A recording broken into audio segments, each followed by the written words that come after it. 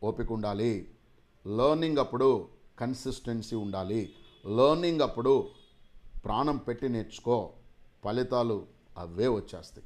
So are you ready to become the future billionaire?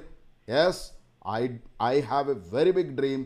కొన్ని millions of పీపుల్కి నేను ఉపయోగపడాలి అనే పెద్ద డ్రీమ్ నాకుంది. ఇన్ ద ప్రాసెస్ నేను కూడా ఒక బిగ్ బిలియనీర్గా అవ్వాలని నాకు డ్రీమ్ ఉంది. రండి మై డియర్, ఎన్ని రోజులు కంపెనీల కోసం పనిచేస్తాం? కంపెనీలే మన కోసం పనిచేసే రోజు వచ్చింది. కంపెనీలతో పని చేపిద్దాం, బిలియనీర్స్ అవుదాం. బట్ ఈ ప్రాసెస్లో ఎక్కడ ఎమోషనల్గా రియాక్ట్ అవ్వద్దు, ఎక్కడ ఏదో అయిపోతుంది కదనేసి చేతులు కాల్చుకోవద్దు. స్టెప్ బై స్టెప్ నేర్చుకుంటూ వెళ్దాం. ఒక 3-4 నెలల్లో కంప్లీట్ స్టాక్ మార్కెట్ అనేది మన గ్రిప్లోకి తెచ్చుకోవాలి. I hope all of you got it. నిజంగా మీకు గనుక నేను చెప్పింది అర్థమవుతున్నా నన్ను ఎంకరేజ్ చేయండి. కొన్ని మిలియన్స్ ఆఫ్ తెలుగు పీపుల్కి నేను ఉపయోగపడాలని I decided. My dear, just now I reached 40 years. సగం లైఫ్ అయిపోయింది. నా కొత్త జీవితం మొదలు పెడుతున్నాను. నేను ఈ 40 yearsలో చదువుకున్నాను, పేదరికం నుండి వచ్చాను, చదువుకున్నాను, చదువు చెప్పాను, చదువు చెప్తూనే ఉన్నాను. It's my passion. కానీ ఆ చెప్పే చదువు ఎంత మంచి పిల్లలు వచ్చినా కానీ బయట జాబులు రావట్లేదు, వచ్చిన చిన్న చితక జీతాలు. కాబట్టి I learned the stock market కంప్లీట్గా నేను కరోనా టైంలో నేర్చుకున్న దాని యొక్క ఫ్రూట్స్ నేను అనుభవిస్తున్నాను. ఇవాళ చాలామంది విలేజ్లో ఉన్న వాళ్ళకు కూడా అర్థమయ్యే విధంగా నేను మీకోసం పనిచేయాలని కంకణం కట్టుకున్నాను. నేను బిలియనీర్ ఎనీహౌ అవుతా. నేను పెట్టుకున్న టార్గెట్ 2047. రేపొద్దునే బిలియనీర్ అవ్వాలనుకోలేదు రో. మై డియర్ ఫ్రెండ్స్, అర్థమవుతుందా? 2047 అంటే నేను నియర్లీ ఒక 60 సంవత్సరాల ఏజ్ వచ్చే టైం కల్లా మంచి ఖతర్నాక్ బిలియనీర్ అయి ఉన్నాననుకో. లైఫ్ విల్ స్టార్ట్ phase 3 అంటారు అక్కడ. ఇప్పుడు phase 2 మొదలైంది, మిడిల్ ఏజ్లోకి వచ్చేసాం.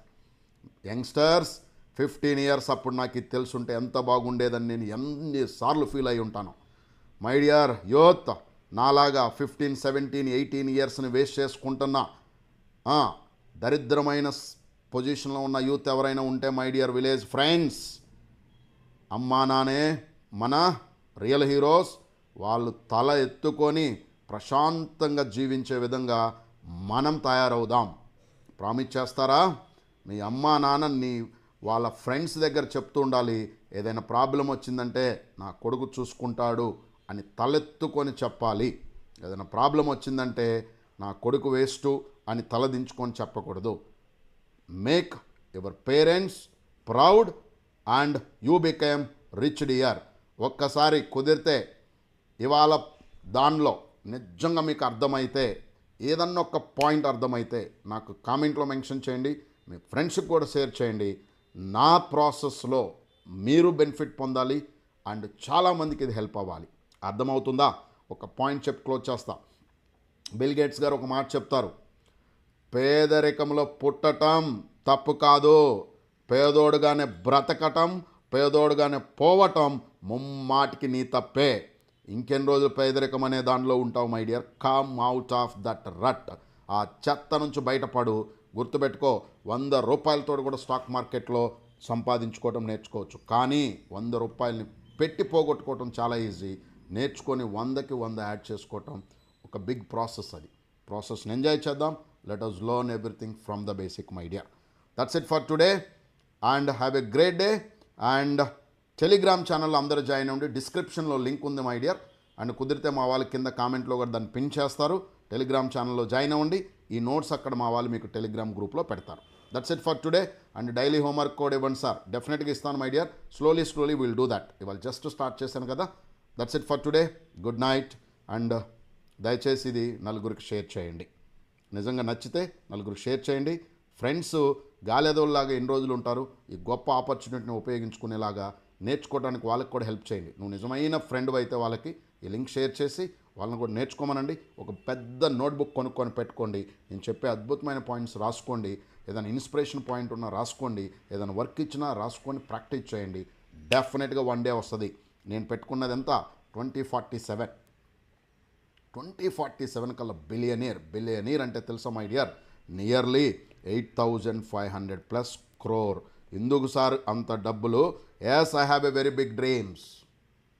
ఎన్ని రోజులు ఉంటామో తెలియదుగా, మనం పోయిన తర్వాత కూడా మన గురించి చరిత్రలో ఏదో ఒక చిన్న పేజ్ అన్న ఉండాలంటే మనము సమాజానికి ఉపయోగపడేది ఏదో చేసి వెళ్ళాలి. అది చేయాలి అంటే నాకు అన్ని డబ్బులు అవసరం అవుతుంది. పెద్ద డ్రీమ్ అనమాట. అర్థమైందా? That's it for today. Will meet in the next class mostly tomorrow. Bye bye, take care, good night.